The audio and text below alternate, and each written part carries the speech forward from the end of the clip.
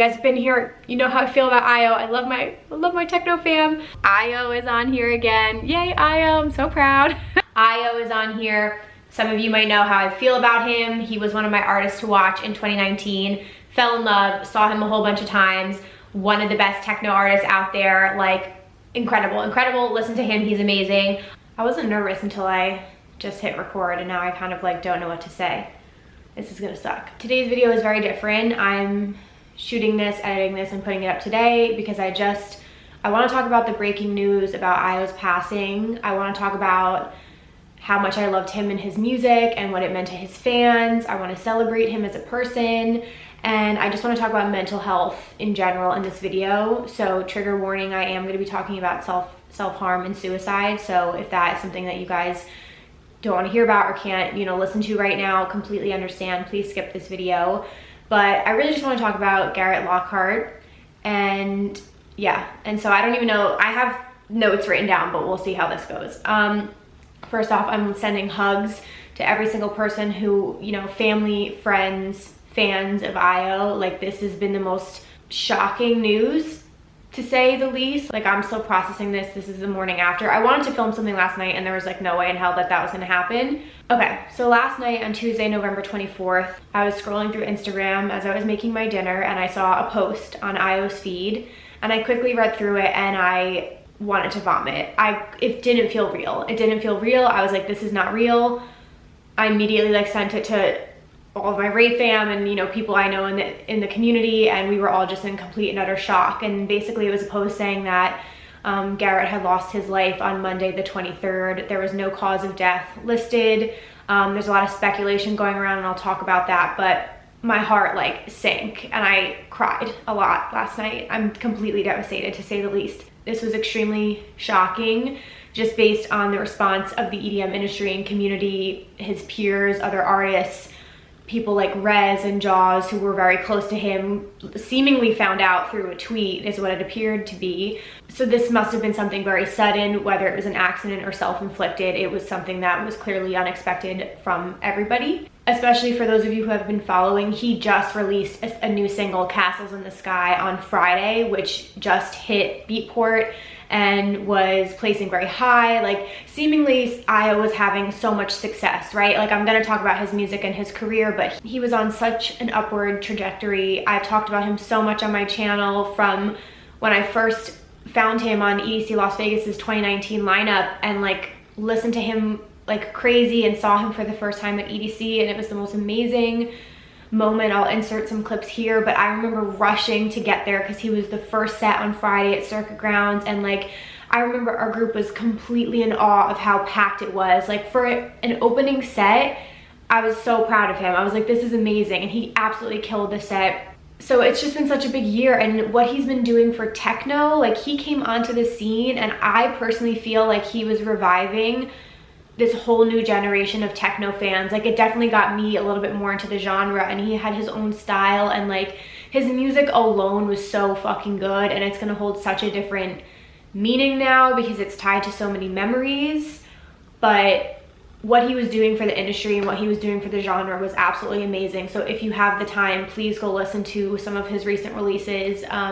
It's just, his music was amazing, and I feel like we're all in forever debt for what he did recently for the industry and for, you know, the genre of techno. So it's just like such an absolute tragedy. I mean, he was 30 years old. He's so young. I'm turning 30 in 2 months. Like, I just can't even imagine. It seemed on the outside like he had so much going for him, but that's what I want to talk about today as well. So Io literally, as of 10 days ago, was just playing shows again.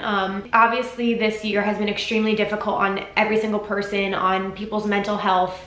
Suicide rates are up this year, but I've talked about this on my podcast, on this channel, like how deeply this has affected the live events industry, especially artists who already, like creatives in general, I feel like feel so deeply on another level. And we've seen the passing of other artists this year, like Eric Murillo and Cookie Monster, and I just try to put myself in the headspace of an artist who had dreams of being, you know, a touring DJ and making music, and then to have that all completely ripped away. And a lot of people are in extreme financial stress this year, and like not being able to do what you love every single day and just spend time alone at home. Like, it's just extremely painful for so many people, and especially like, you know, my channel is about EDM. Like, I feel for every single artist who has severely struggled this year, because I can't imagine. And Kendall tweeted something that I would like to read to you guys, because I thought that it was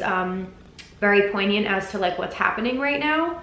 Kendall tweeted this yesterday. Followers, I wanted to share my experience of this year and how it's impacted me and has impacted other producers I've been close with. I was set up for an amazing year, and it was all ripped away in an instant. I spent most months drinking them away and forming abusive habits, including substance abuse, self-harm, and multiple suicide attempts. It felt as if I had no identity anymore. I gave up everything for music, and it felt like it didn't exist anymore. I spent 6 to 7 whole months without even opening up Ableton. At a certain point, I was telling myself to stay alive for my family. I lost a lot of my friends due to psychotic episodes while I was drinking and under the influence, and created a lot of problems that eventually led me to rock bottom. I don't mean this to be a sob story of any sorts, but I just want to give some perspective as to how I know a lot of others are feeling as well. I was too embarrassed to reach out to my friends. I felt completely and utterly alone. Since then, I've sought the help I needed. I got the medication to give me the extra strength, and I am starting from the bottom up. The passing of Garrett and Tony has really brought to light how much we need to be looking out for each other and checking on all of our friends. I've lost so many people this year, and almost myself, because of this pandemic. I want everyone to know that I am here to talk, reach out to people, seek help even when it feels shitty to do, and I'm also implying that creatives especially need more resources now than ever. We are in this together, and I see a light at the end of this tunnel. We've lost some amazing souls this year, and we don't need to lose any more. I love you all. Please stay strong. My DMs are open. So I just wanted to share that, because again, I completely like understand where she's coming from. So it's just been a really hard year, especially for the EDM industry and for artists. And again, there's a lot of speculation going on about Io and his passing. A lot of people are saying that it could have been self-harm related, but I'm not going to speculate on that. I do want to talk about mental health here really quickly. Suicide is a permanent solution to a temporary problem. I've said this so many times about other things, like everything is temporary. Like whatever you're going through right now, there will be better days coming. You do have a future ahead of you. Like even with this year and everything going on, I completely understand how fucked up everything is that's happening in this world right now, but you just have to have faith that this is temporary. It is not going to be like this forever. Better days are coming. There are so many things to look forward to, and I know if you're in a really dark place, it can be hard to think like that, but I personally have had people very, very close to me deal with severe depression, and I have like, okay. I have seen firsthand how it can like completely destroy somebody that you once knew. So I know if somebody gets into that place, like it's extremely hard to get them out of it. But I do, again, have seen from firsthand like how much talking to someone, a professional, and seeking help and getting medication if it's necessary can bring you out of that dark place. I've seen it happen. So if you are struggling, or if you know someone who's struggling, one, check on people, please. People can put out, you know, a facade to the rest of the world, and you might have no idea that somebody was struggling, but what they're dealing with internally or at home is a completely different story. So please check in on people. I'm gonna leave resources down below in the description box if you need anything, but like from a person who was in therapy for over 7 years of my life, I can tell you that it's nothing to be ashamed of. It saved my life. It made me a different person, and it's just absolutely nothing to be ashamed of. Please, please, please. Therapy is amazing. Please talk to somebody if you need it. You have no idea how much that can help you. And in some instances, medication really is necessary to fix the chemical imbalance in your brain. So there are a lot of things you might be fighting against that you do need help. So don't be afraid to raise your hand and say that you do need the help. One other thing I wanted to bring up quickly before I wrap this whole video up is Io, a lot of his albums were named with the numbers 444, which if some of you know me, I'm very big on angel numbers, and angel numbers are when you see a number 1 through 9 repeated 3 times or more. And 444 in particular, it's like giving me the chills. 444 means that like an angel is with you, or that your spirit guides are with you or watching over you. 444 is also a number that you might see after you lose a loved one. So you might see it on a clock or in a telephone number or on the side of a building, like you might see that number appear after you lose a loved one, and it's a way of the spirit world of communicating with you. And 444 also is a reminder to be true to yourself, and it's encouragement that you're on the right path and that you're in alignment with yourself. So I just thought that like perfectly encompassed Io and like what the situation is. So that felt very heavy to me today. I'll leave more about the number 444 down below as well if you guys want to read more about angel numbers. But anytime I see 444 now, I'm gonna think of him. So to wrap this up, to Garrett, I just want to say that like in the short time that I've been a fan, I have completely fallen in love with your music. I'm so grateful for the memories. Listening to his songs now will hold like such a different meaning. Like I probably can't even listen to half of them, but I'm so thankful for the memories. The last show I saw before COVID hit was Io's show, and I'm so grateful that I went to that show in Brooklyn.